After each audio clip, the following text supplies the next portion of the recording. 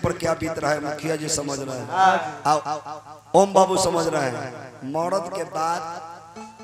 मर्द जाता है, लेकिन रानी माँ माँ होती है। क्यों फिर से महारानी सुनैना जोग वियोग में लगले रोबे।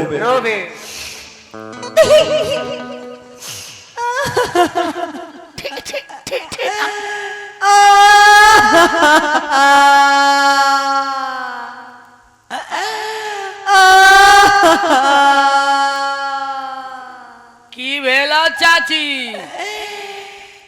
हो बउआ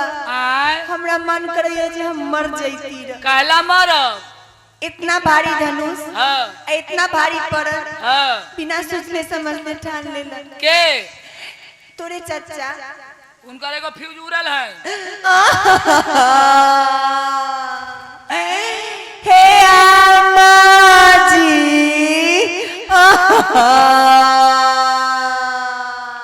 हे कोई से के तम्मा उखारा ली है अम्मा जी। चाची चेतले फेन बरसे वाला है। हे चाची हे चलना गाछी है चाची। हाँ बड़ी ठंडा लगा हो रे बाबा। की करिए दे पराग फूक दिए ना चाची के भेजा बउआ। आए चाची अब गाछी में ना जब कहला मारे बरसा धुले से कचरा हो जेल में से चल रहे ना कचरा भेल है तब सुना ना कचरा भेल है ना तो कोई बात ना ईटा बिछा देवे ऊपर से। गे बउआ गे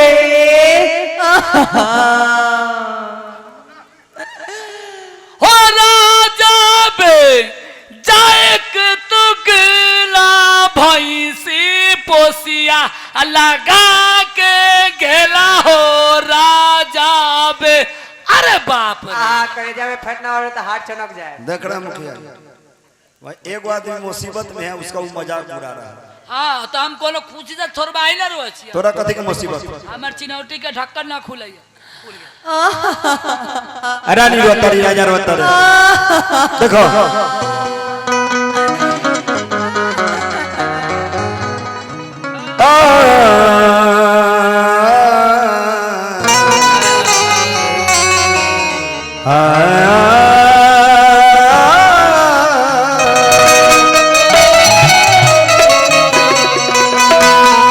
अपन जिला के लोग पुरानिया गार्जियन लोग पहले भी गाते थे, आज भी लोग गावेला। हाँ जी बबुआ भैया कि अरे ऊंची रे अटरिया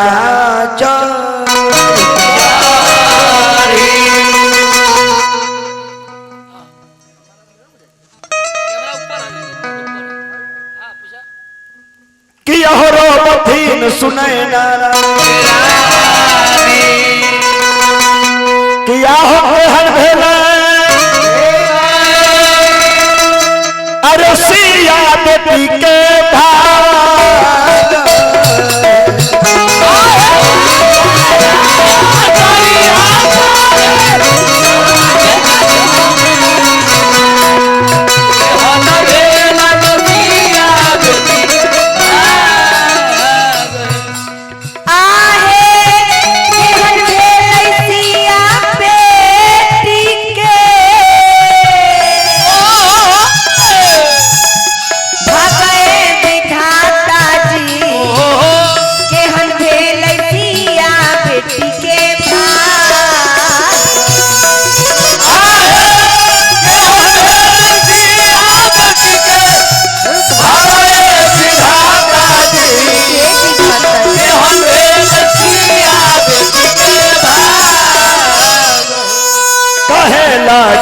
आहे बेटी अरे गंगा नहाइलू गंगा नहाइलू अरे कहे कैलू और नहाए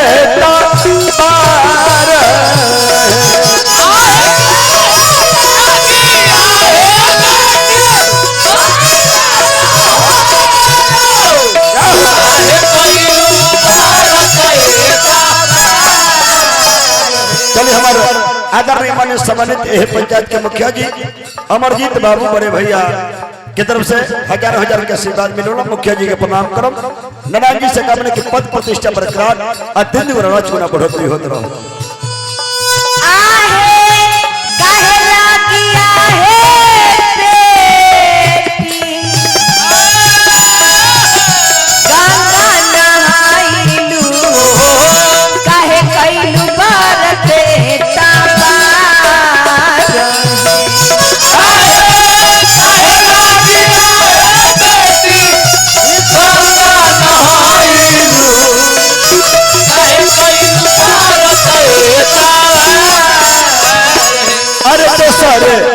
विदेशवा के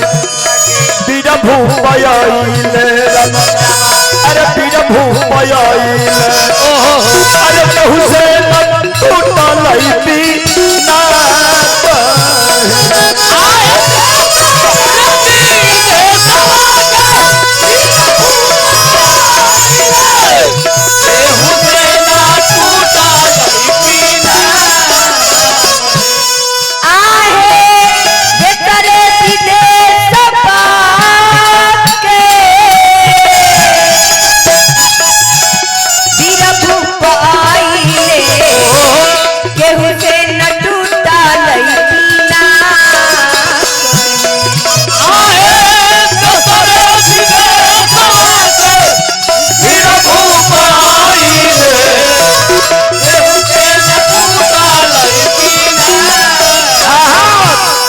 लेके डूबा बहिने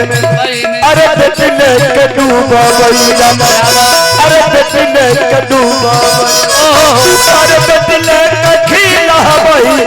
आकाश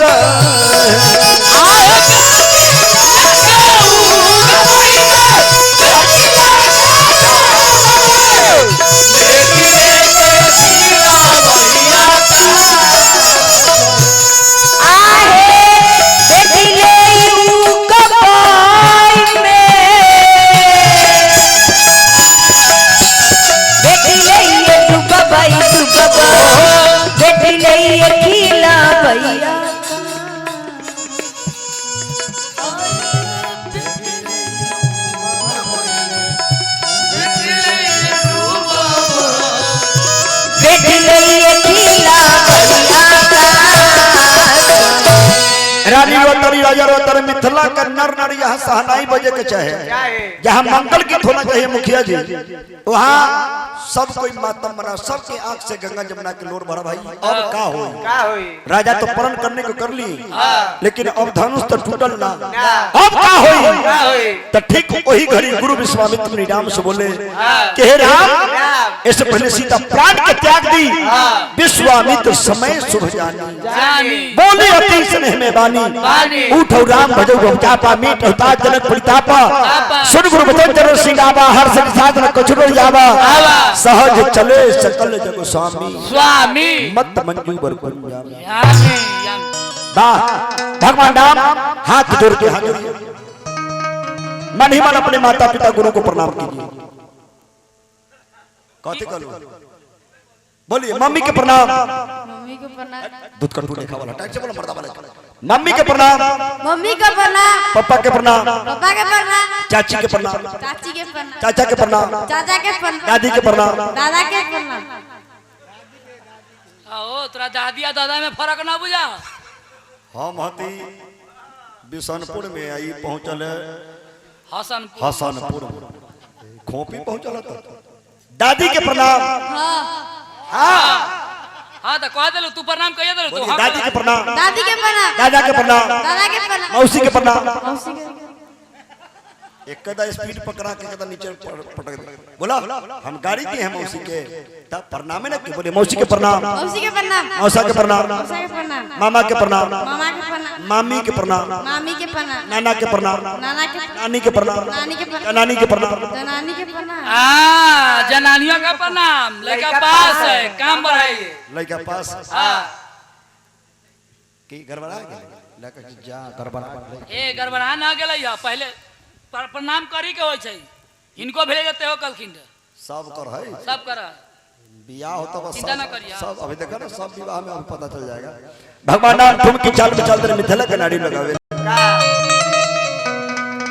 कि यार धीरे धीरे चलने लगल अरे राम धनु धरिया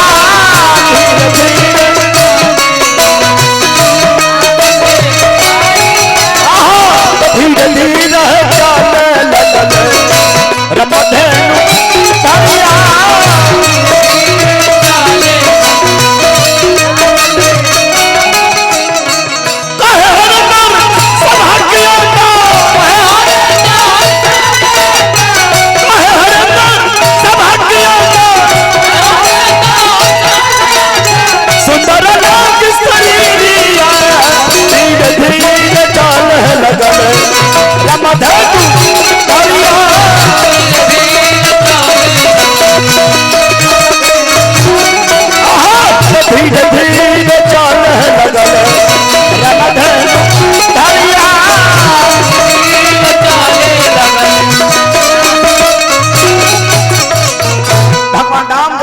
चाल में चले लगले ससा अवतार लखनलाल जी चलाकी कैलन अपने चरण पादुका से धरती के दबा के हाँ जी पादुका पादुका ये हुआ चरण अच्छा ये निचला जी हाँ वो है पादुका हाँ एकड़ा पादु मतलब अरने वाला सामान ये निचला भाग जो ना ये धरती पर स्पर्श करेला चरण पादुका भगवान लक्ष्मण जी अपने चरण पादुका से धरती को दबा के रखे हुए काहे कि भैया अगर राजा जनक को परण पूरा करने जा रहे हैं पिनाक साधारण चीज ना भगवान शिव के पिनाक है इस धनुष को कहीं उठाएंगे हो न कहीं धरती न डगमगा जाए कहे कि जौन वीर आता था धनुष पर शक्ति आजमाइश करने तो धरती पुत्री सीता माता धरती पूछते थे कि हे सीता सीता ये रावण जो आया है आपके जोग पर है ये रावण सीता जी की ना रावण नहीं चाहिए रावण जैसे पत्नी ना बनासुर हे बेटी सीता सीता ई तारा जोग है बनासुर जितना वीर भूप लगैले धरती माता यही पूछले भाग विधाता पूछले कि बताओ ई तारा जो बर बा कि ना ना ना ना माता सीता कहले कि ना हमरा जो ये माई बर ई सब हमरा तो उहे चाहि जेकर से फुलवारी में नैन के नैन मिलल बा हां और जब राम ठुमकी चाल में चल के अइलन कहले कि बेटी सीता सीता हां ओए ओकरे दिया कहलिए सीता जी मुस्कान रखल के ओ मानिए चाहिए काम 35 साल हां अच्छा चला तब भगवान नाम ठुमकी चाल में देखो कि माई है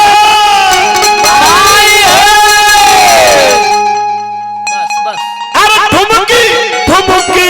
चल अरे चंद्रना आई है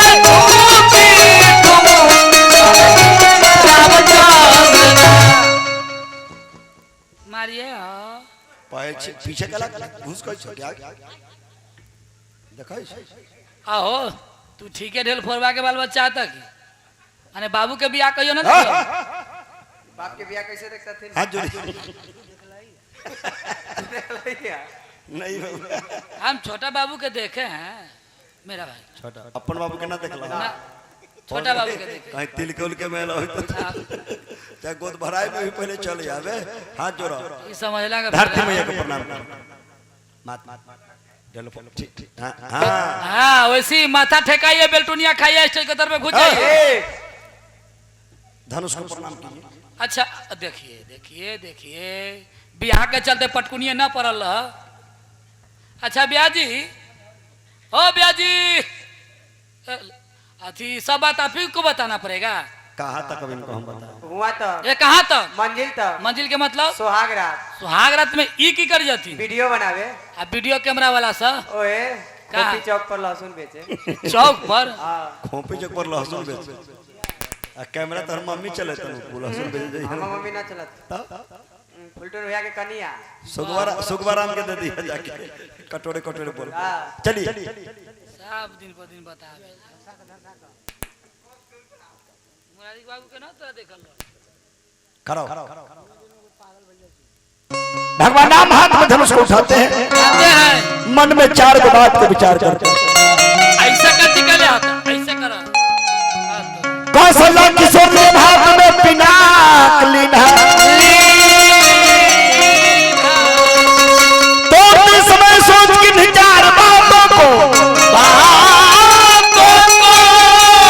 प्रथम धनुष में तोड़ू तो कुल में कलंक लगे दूजे में धनुष तोड़ू तो धनुहा तेरी बुराई तीसरे में धनुष ना तोड़ू तो सीता रहे तुम्हारी चौथे में धनुष तोड़ दूं तो लोग कहे लोभ की है भगवान नाम धनुहा को उठा के मन में यही चार को बात विचार करते हुए तुलसी वाले लिखने के लेत चढ़ावत अखाइचत गा रहे कहूं न लाखा मतलब कोई अनुमान नहीं लगा सकता ना जी ना केहू ना देख पाओले हाँ कहूं न लाखा देख सब थारे तेही क्षण राम मध धनु तोड़ा अब भरे भुवन गुण घोर कठोरा थोड़ा मध के मतलब मध के मतलब बीच होला बबुआ चले चढ़ावत खाइचत अरे होशियार कहूं न लाखा सब थारे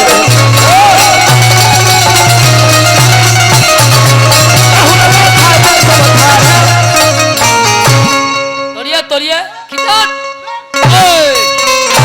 बोलिए श्याम रामचंद्र की पार्वती बताए हारा हारा महादेव भगवान नाम धनुष को चुन ले मिथिला में हलचल मच गई देखा अरे हलचल चलो भाई राजा जनक